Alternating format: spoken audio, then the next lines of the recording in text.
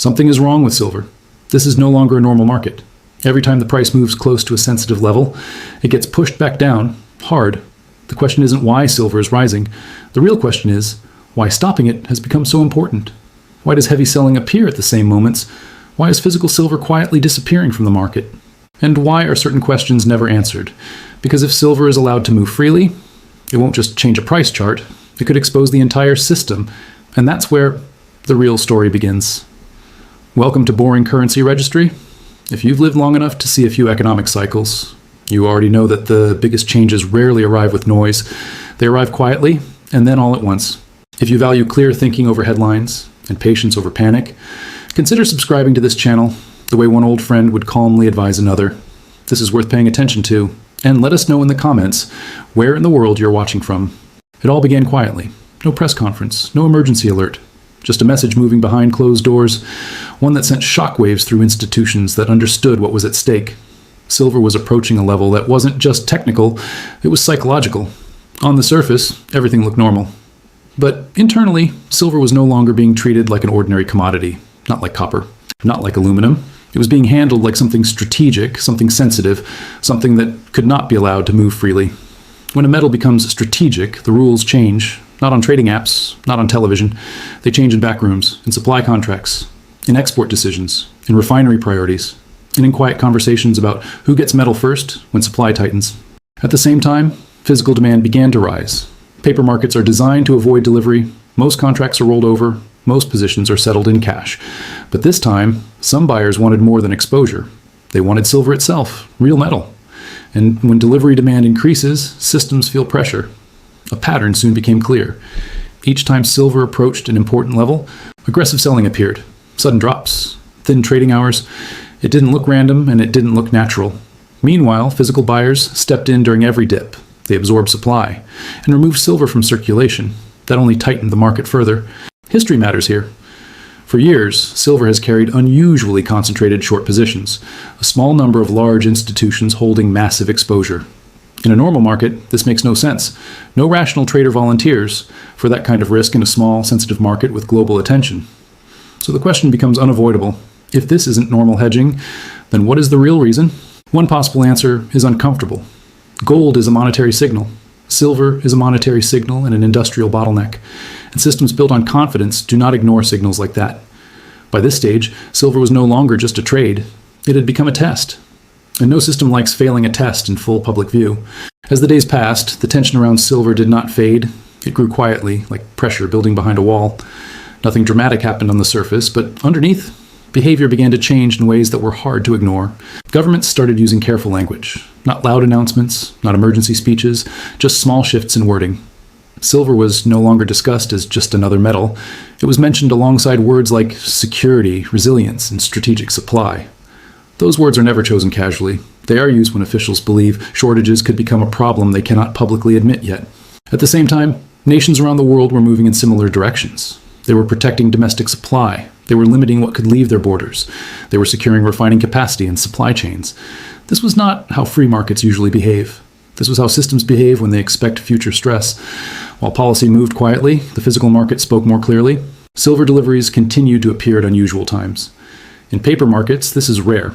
Most participants prefer convenience. They trade price, not metal. But now, more players were insisting on real ounces. They were not interested in rolling contracts or taking cash. They wanted silver in hand. That detail mattered more than headlines, because when delivery demand rises, it exposes the weakness of paper-heavy systems. Paper assumes supply will show up when needed. Physical markets do not make that promise. They only deliver what exists. Another signal appeared in borrowing costs. Lease rates for silver began to rise. Borrowing metal was becoming more expensive. This does not happen without reason. Lease rates increase when supply is tight, when lenders sense risk, or when demand becomes urgent. It is a quiet warning sign, often ignored until it is too late. Meanwhile, price behavior grew more suspicious. Each time silver moved toward a major psychological level, sharp sell-offs appeared. These drops were sudden and aggressive, often happening during thin trading hours. To casual observers, they looked like normal volatility. To experienced eyes, they looked deliberate. Someone was defending a line. The problem was that these defenses were becoming less effective. Every dip was being bought. Physical buyers absorbed the selling pressure and removed metal from circulation. The paper price could fall, but the metal itself was disappearing. This created a dangerous situation for large short holders. Short positions rely on control. They rely on confidence that metal can be sourced when needed. But confidence weakens when supply tightens and demand refuses to slow. And silver demand was not slowing. Industrial use continued. Technology required it. Infrastructure depended on it. Defense systems could not function without it. Industrial demand does not care about price charts. It does not pause because analysts call a market overbought. It needs material, period. This is where the idea of emergency thinking becomes realistic. If silver broke higher too fast, the consequences would not stay contained, losses could spread, margin calls could cascade, confidence could crack. And once the public starts asking whether a market was being restrained, the questions do not stop. That is why delaying tactics matter. Time becomes the goal. Not to stop the move forever, but to slow it long enough to reposition, redistribute risk, and avoid panic. History supports this logic. Financial systems have stepped in before. Sometimes it is called stabilization, sometimes liquidity management. Sometimes it is framed as protecting markets, but the pattern is the same. When price discovery threatens stability, stability wins. For now. But silver was revealing something uncomfortable. It was showing that control has limits. Paper can be created endlessly. Metal cannot. And the more silver was treated like a strategic resource, the more obvious that contradiction became. By this stage, the story was no longer about speculation, it was about structure. And structures under stress eventually show their cracks. The only question left was how long those cracks could stay hidden. By this point, silver was no longer just under pressure, it was testing the limits of control. And what made this phase different was not price alone, it was behavior. The system was reacting before anything officially broke, which is often the clearest sign of fear. When markets are healthy, they respond. When they are stressed, they anticipate. Large institutions began to act more defensively. Public statements sounded confident, but positioning told another story. Warnings about overvaluation appeared at the same time as behind-the-scenes efforts to secure supply. That contradiction mattered. It suggested that words were being used to manage sentiment, not reality. The paper market also started showing strain in subtle ways. Volatility increased near key levels. Price moves became sharper, less smooth. These were not organic swings. They looked like forced reactions, the kind that happen when too many interests are pushing in opposite directions at once. At the same time, physical silver kept flowing in one direction only, away from open markets. Buyers who needed metal were not selling it back. They were storing it, locking it away, treating it like insurance instead of inventory. That behavior changes everything because it removes the safety valve that paper markets depend on. Paper systems assume metal will return when price rises, but this time it wasn't. This is where psychology enters the story. As silver approached levels that attracted public attention, fear shifted from loss to exposure. A rising price is dangerous, but public curiosity is worse. Once people start asking why silver is rising, they begin asking deeper questions. Questions about supply, questions about delivery, questions about who is really holding risk. And curiosity spreads faster than panic. The system understood this. That is why selling pressure appeared again and again at obvious levels. The goal was not just to push price down, but to break momentum, to interrupt the story before it reached too many people. But each attempt came at a cost. Every forced sell-off made silver cheaper for physical buyers. Every price smash accelerated supply removal. The harder price was pushed down, the tighter the physical market became. Suppression was becoming self-defeating. This is the nightmare scenario for concentrated short positions. Short sellers need time and flexibility. They need calm markets. They need metal to be available. But silver was offering none of that. Demand was steady, supply was tight, and global attention was slowly increasing. Even more troubling was the imbalance between paper volume and real metal. The number of contracts being traded had little connection to how much silver actually existed for delivery. Under normal conditions, that gap is ignored. Under stress, it becomes dangerous. Because if enough participants demand delivery at the same time, the system must prove it can perform. That is when trust is tested. Borrowing pressure added another layer. Rising lease rates signaled urgency. It was becoming harder and more expensive to source silver.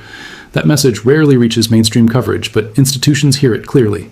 It tells them the margin for error is shrinking. At this stage, the story no longer depended on rumors or secret orders.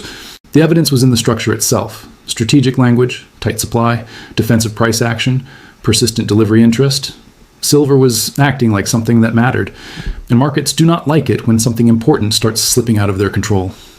Because once control weakens, adjustments happen fast. Not slowly, not politely. The system could still delay. It could still manage appearances. But the window was narrowing, and everyone involved knew it. Because once silver crossed from managed to undeniable, the reaction would not ask for permission. At this stage, silver was no longer just approaching a critical level. It was approaching a moment of truth. The system still tried to hold the line. Price was pushed down at familiar points. Fear was injected through headlines. Doubt was planted through confident voices telling the public the move was over. But the effectiveness of these tactics was fading. Each attempt looked more forced than the last, because beneath the surface, the physical market was running on different rules. Silver was not returning to open circulation. Industrial users continued to pull metal into production pipelines. Strategic buyers treated silver as a long-term necessity, not a trade.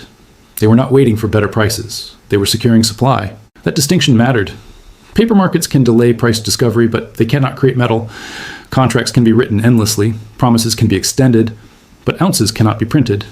And when enough real metal leaves the system, the illusion of balance breaks. This is where the final risk appears. If a major institution was pressured into acting as a shield, holding short exposure to slow the move, the shield was never meant to last forever. It was meant to buy time. Time to reposition. Time to spread risk. Time to prevent a visible failure. But shields crack. And when a shield cracks in a market like silver, the adjustment is not smooth. It is sudden. Gaps form, prices jump, liquidity vanishes, the market moves before explanations arrive. The psychological level near triple digits mattered for this exact reason. Not because the number itself was magical, but because it was memorable. Memorable levels attract attention. Attention brings new participants.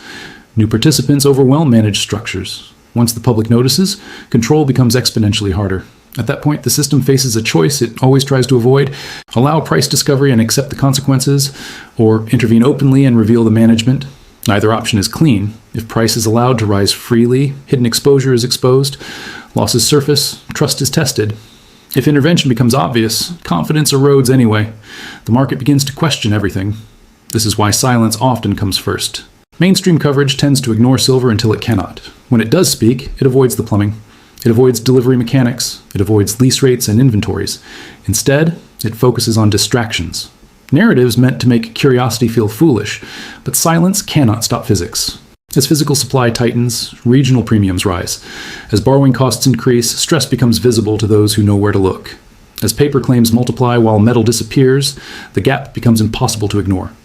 This is how managed markets end, not with announcements, but with failure points, a delayed delivery, a sudden rule change, a sharp vertical price move, or a quiet admission hidden inside policy language. Silver did not need to explode to send its message. It only needed to refuse to behave the way it used to, and that is exactly what it was doing. The final lesson was simple, but uncomfortable. If something must be controlled, it is usually because it matters more than people are being told. If price must be capped, it is rarely because supply is abundant. And if a market resists control long enough, it eventually forces honesty. Whether that honesty arrives slowly or violently remains unknown. But one thing was already clear. Silver was no longer asking for permission, and when the truth finally surfaced, it would not arrive quietly.